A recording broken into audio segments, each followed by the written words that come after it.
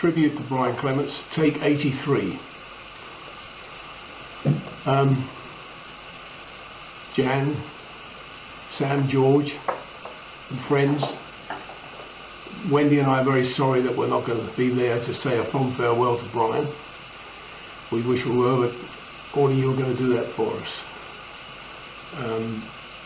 Brian and I go back to 1957. I first met Brian and worked on one of his scripts called Betrayal at Danziger Studio.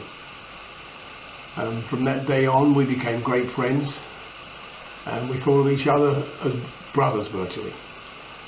And he was a wonderful person.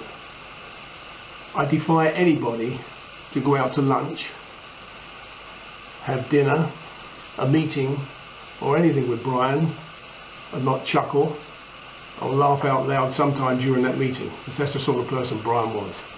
Brian was young at heart, and he made me laugh an awful lot. I worked with Brian at Danziger Studios in those days in '57 on Telltale Heart and Tarnished Heroes. Tarnished Heroes, he and the director Ernie Morris nearly killed me when they blew me up in the tank and it went wrong. Brian and I over the years many times told that story and laughed about it. I don't know why we laughed, it hurt a lot, but we laughed. But that's what you did with Brian, you always laughed, you always had great fun. Later on, in actual fact, Tarnished Heroes in '67 became the Dirty Dozen. So Brian was really first in with that. And Brian is a man that all through his life in the film industry was ready to help others, always helped others. I remember times at Park Farm Cottage when people would be down there with a camera filming him and taking interviews. He never ever turned anyone down. Every time he was asked to appear somewhere, he asked to appear, and would always give help. He gave help to me all through my career. He started me off as a writer. I started in the industry as a stuntman, as most of you know, and then I wrote a script for Randall and Hopkirk, which Brian was writing for at the same time. He presented it to Dennis Spooner after giving me a few pointers on pace and one thing or another, and Dennis Spooner brought it on behalf of Randall and Hopkirk. Brian could have moved in so easily with a script of his own, because blimey, he could write it much faster than I could ever write it. Then Brian found out again and helped me, and I knew that I wanted to become a director. So when we moved to the Avengers, he came to bat for me again, and I got the job as second unit director on the Avengers. It was a bit stressful, because I shot the first sequence with Diana Rigg on one of the shows, and next day, as you know, we all go to rushes on the next day, or we did in those days. We didn't get it on tape and disc. And we marched off at EMI over to the editing room, to this rushes room, and they went in, Albert Fennell, Brian, and a few other hierarchy. I think Laurie Johnson was there, and they saw my first day's rushes. I didn't have the nerve to go in, so I stayed out in the corridor. And after they finished, about 15 minutes seeing the main unit and my stuff, the door opened. Brian and Albert came out first, glum faces, very, very down in the mouth, and everybody else that followed out was very glum. They all walked down the corridor, turned right at the end, and disappeared. I was left alone. So I walked down the corridor, did a right turn. I stepped down the 2 steps, I remember it well, and there was Brian standing there laughing his head off with Albert, everybody else. He'd put them all up to it. And I got the job. And again, as I say, Brian to the rescue. And I seem to follow Brian all the way through my career, following him from show to show with The Professionals.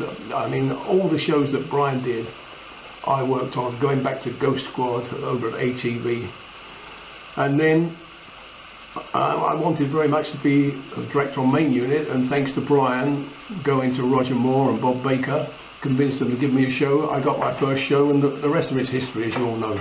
Don't want to go on about that. But set, Hollywood. Then I followed Brian to Hollywood. He and I went over. He had a message forgive me. He went over to see Quinn Martin to do an adaptation of The Avengers for America. I went with him, and he took over a show of the New Avengers called Targets. And Quinn Martin saw the show, liked Targets, had his meeting with Brian, and then he said, "Who directed that show?" Brian said, "Ray Austin, and he's sitting out in the waiting room." Brian put his head round the door, beckoned me in. I went in, met Quinn Martin, got my first Hollywood contract. And again, the rest is history.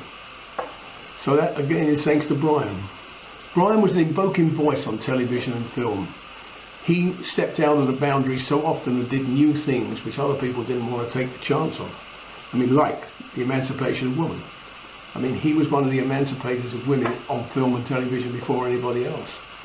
I mean, Kathy Gale, Emma Peel, Tara King, they all kicked butt. And Brian made them kick butt. And then Brian, in the New Avengers, took Joanna Lumley, and in the guise of Purdy, boy, don't mess with Purdy. But this was a voice that Brian gave to women in television, and it really changed things.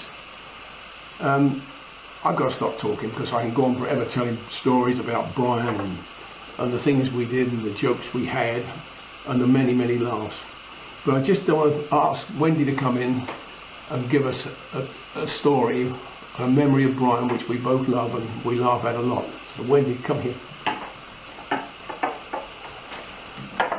Well, I first of all want to say that how lucky I was to have known Brian for 30 years. Brian, Janet, Sam and George, and it was a privilege, and it was always great fun to be in his company. And there are many stories that I could tell, but one story that stands out in both Raymond and my mind, it's very funny. We were staying at Ant Hill, we'd all been out to dinner, and we were sitting up in the Red Room telling stories and laughing, and suddenly Brian said, "Darling, would you like a glass of port?" And I thought, sounds nice. I'm not a big port drinker, but we'd had a lovely dinner, and I said, yes, I really would.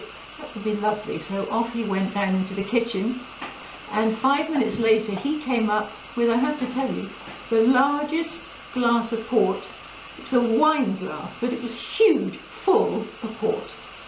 And he brought it to me, and I thought, oh, goodness, I'm never going to be able to drink all that. But we carried on laughing and talking well into the night. And yes, I did drink the whole glass of port. I have no memory of getting to bed that night, absolutely a blank. But it was a wonderful evening, and I have to say to this day, I can honestly say that when Raymond and I ever have a glass of port, whether it's at lunch or dinner, we raise that glass and we say, here's to Brian. He was my downfall as far as port was concerned. God bless you, Brian. And I love Janet and Sam and George. We feel like family. And that's really all I wanted to say, except to give you all both our love. We love you very much. We certainly do, Brian. The goodbyes are very hard to say. They hurt so very much, they really do. But through the years, Brian, you've given us all so many good memories and good thoughts to carry on with. What more is there to say? One thing I will say is whenever Brian, Wendy and I arrived at Park Farm Cottage, Jan and Brian always had champagne ready for us. And we made toasts to absent friends and so on. So what I'd like to say now is to take a glass of champagne, and to Janet, George, Sam and all the friends, to an absent friend, Brian Clements, who we all love very much. Brian. Brian, cheers Brian, love you. Cheers Brian, love you. All right.